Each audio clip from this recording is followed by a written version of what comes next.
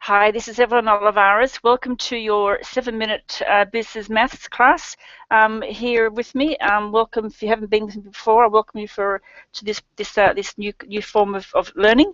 If you have been with me here before, welcome back. It's great to have you back here again and investing in your own learning. So here we go. We're going to go through some very simple business math here for you in order for you to get a clear understanding of what this is all about. We're going to be talking about net present value or NPV. But before we do that, we're going to go into a little bit of the future value, which is FV, and present value, which of course is PV for our small business finance classes. So what's important to understand here about the net present value is the value of $1 today is different to the value of $1, let's say tomorrow or next week, next month or next year. So $1 received in years 1, 2, and 3, for example, are not as valuable as they are received today, perhaps. So the cash invested in the present time in today can accumulate at a greater sum in future years at the right interest rate. So we're looking at the cash flow and the dollar. When you're looking at a proposal, you must look at the cash flows in relation to the value of the dollar as it is today, and of course in the future also. So in 1 year's time or 2 years' time or 3 years' time, and it's good practice to be able to justify the value of money in time, especially when you're in business and you have business proposals coming your way. So in terms of justifying your value for money, you want to look at it in one denomination or one standard, and the best way to do that is to look at the present value and future value of your cash flow. So some very simple math. Compound interest, we have the formula there for compound interest. So it's future value, the FV, equals the P, which is the original principal, the money you're putting in initially. Then we have the interest. The I is for the interest rate for that period, so it might be one month, 2 or 1 year, 2 years, 3 years, etc. And that's what the N is for. So let's look at it. I know it looks a bit scary perhaps for some of you, and I remember being there myself, and sometimes I'm there again now when I see a formula, but don't worry, it's much easier than it actually looks. Keeping it really simple, looking at the present value of your money today. So what if you today would have put $100 in the bank at 5% interest? So leaving it for 12 months, next year you'll have $105, correct? The name of that $5 that you've earned in the bank is called future value. Okay, easy. So let's look at future value and present values now. Let's say Mr. Smith has $100 cash, and he's decided not to spend it. Instead, he wants to invest it in an interest-bearing account at the Building Society, for example, and he's going to be getting 12% per annum. So that means after 1 year, his investment will be worth $112. His original $100 plus $12 interest. There's that formula again. So breaking it down. So the future value equals the principal investment at the interest rate. So 100 times 1.12 for 1 year is $112. Really simple. Now, imagine this.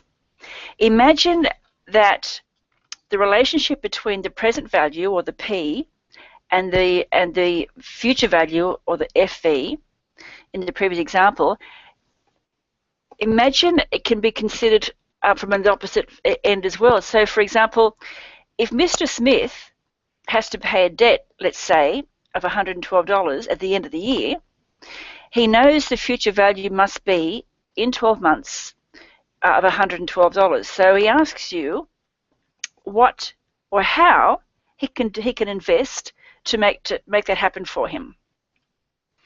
So the present value is, the answer from the previous example, of course, is obvious, correct? It's $100. He must invest $100 in order to have $112 in 12 months' time. at 12% interest. The initial principal he has invested, how much? $100. This is called present value. Investing this $100 at 12% will allow him to achieve his goal of $112 at the end of the year. Now, that's the actual formula there. We're going to look at it from the other way around. Let's say he wants to know in 12 months' time he has $112. So how much does that equate to today? Obviously, from the last examples, a few examples I've been giving you, you're going to see that in fact it is $100. So there are many uses for present value analysis, especially when a choice must be made between cash amounts to be received over different periods. And suppose you were offered a choice. Think about this. You can receive today $200, or you'll be given $232 in 12 months' time. Which is your best offer? Think about that. Do you want the $200 today, or do you want $232 in 12 months' time? Let's weigh it up. Assume that the current interest rates are still 12%. So one, you can receive $200 today. Now, option two is receive $232 in 12 months' time. Looking at that formula you've got on the screen, $200 at 1 year at 12% is $224. So that means if you take option two, you're going to be $8 in front if you wait and accept the $232. That makes sense? There are other things to consider too. You know, there's an old proverb that says, a bird in the hand is worth two in the woods. There are many risk factors, and depending on who's making you the offer, you want to be thinking about, should I take it now and run, or shall I, invest the time and wait and get the money in 12 months' time? Something you have to also consider whenever you're looking at which way to go, which is the best option to go. So another way of looking at it is, here we're going to be expressing both propositions in terms of the present value. Option one today is $200. Option two, you receive $232 in 12 months. And there is the calculation. Future value divided by the 12%. So the future value of 232 divided by 12% is $207.14. So option two obviously is the higher present value. So it's a no-brainer really.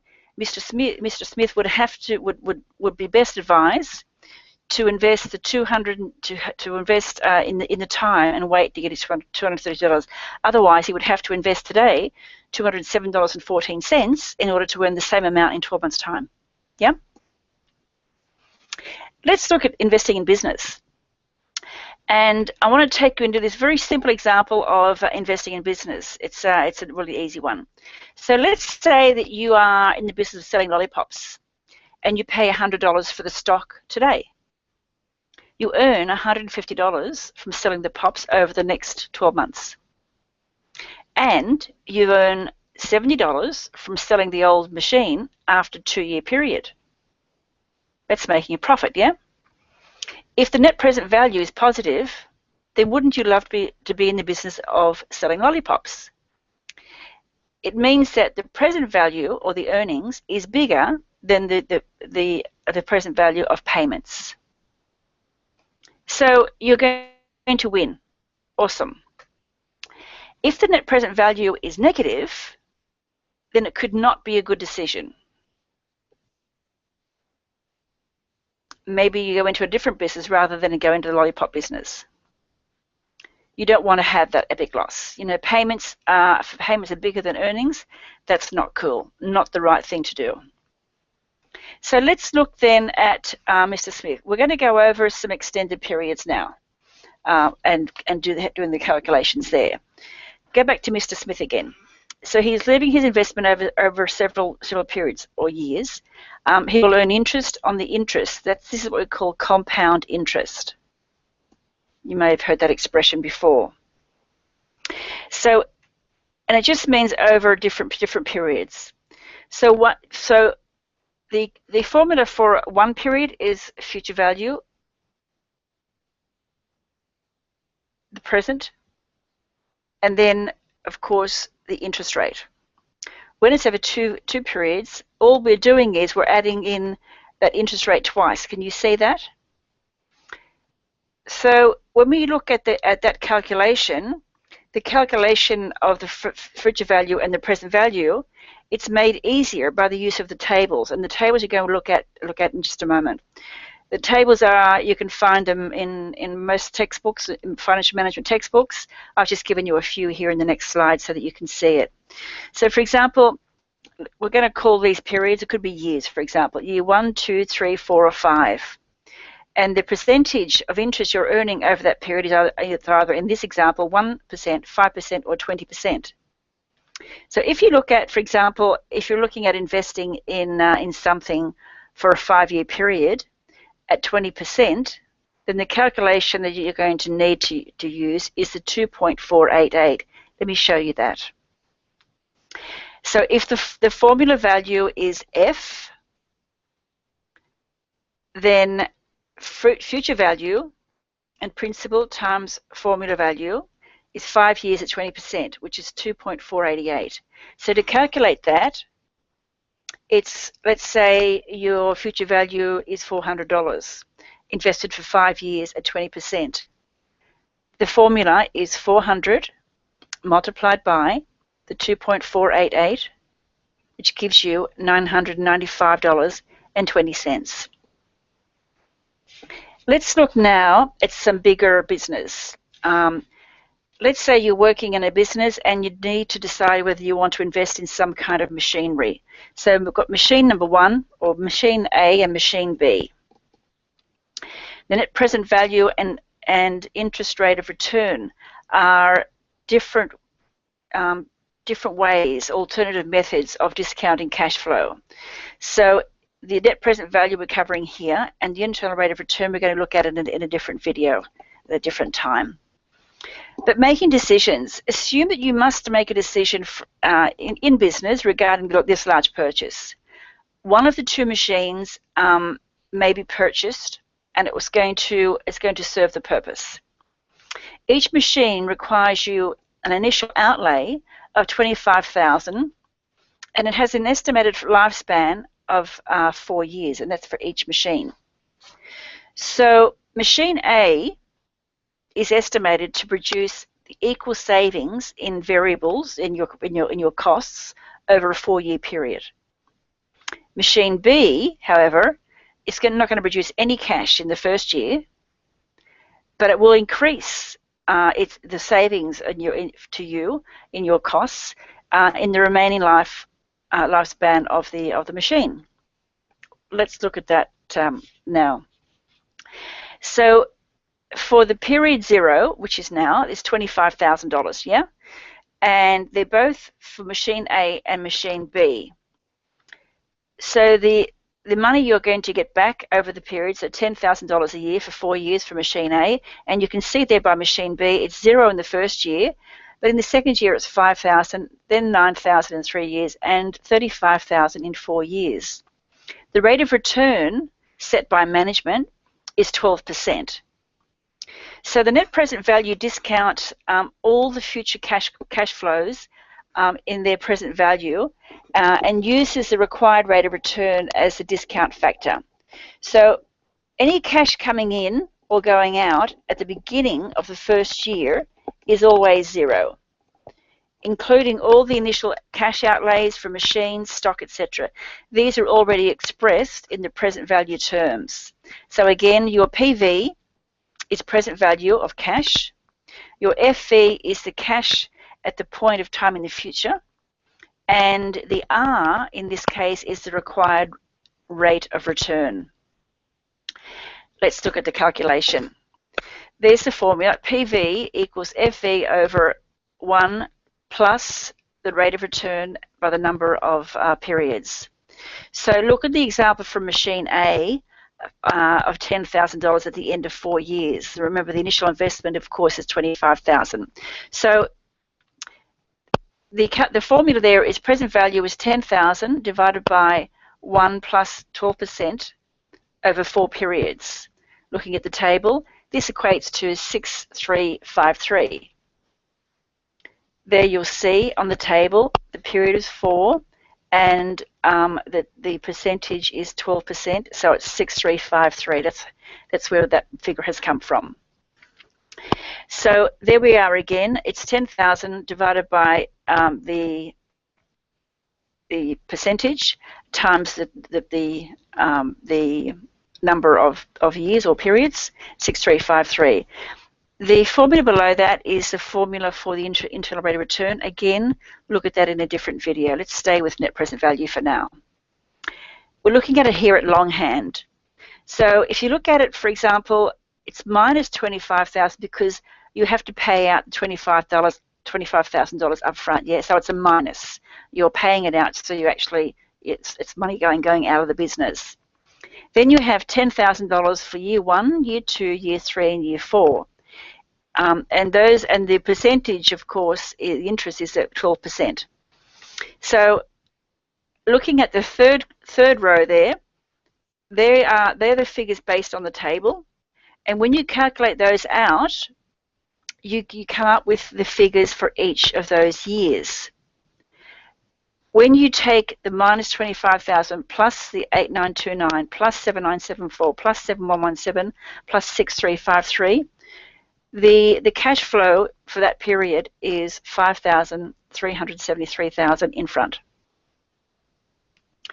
So there we have, in summary, the discount factor based on the tables, 4 years at 12%, and there we have it. So it's rounded it up here. We have, if I go back for a moment, you'll see 5373, but of course in roundings it comes up to 5380. That's the difference between those two.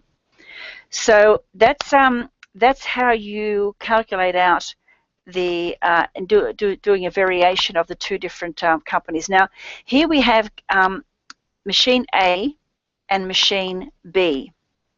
So we've just covered the machine A, the future value, and the present value there we have, and we're going to do the same then for machine B, future value and the present value, based over the same period, 0 to 4 years, and the percentage, of course, is 12%. They're the rates based on the 12%. When you calculate those out, you will see that the present value for the machine B far outweighs the present value for machine A. So 7653 versus 5380. So the decisions can be made easy. Net present value of both machine A and machine B are positive and acceptable based on the management's rate of return given, which of course was 12%. So one machine must be chosen, and based on these figures, based on net present value of these figures, it makes more sense then for the organisation, the business, to go ahead with machine B because it's the estimated result is much higher than that of machine A. So that's it. Really easy, isn't it? Remember, whenever you get a moment, grab your net present value handout and download it and follow along. Look at this video as often as you like, and thank you very much for joining me. I do hope that this has given you some kind of clarity on how to calculate net present value. So staying inspired. Look forward to seeing you again and on our next video. Thanks for now.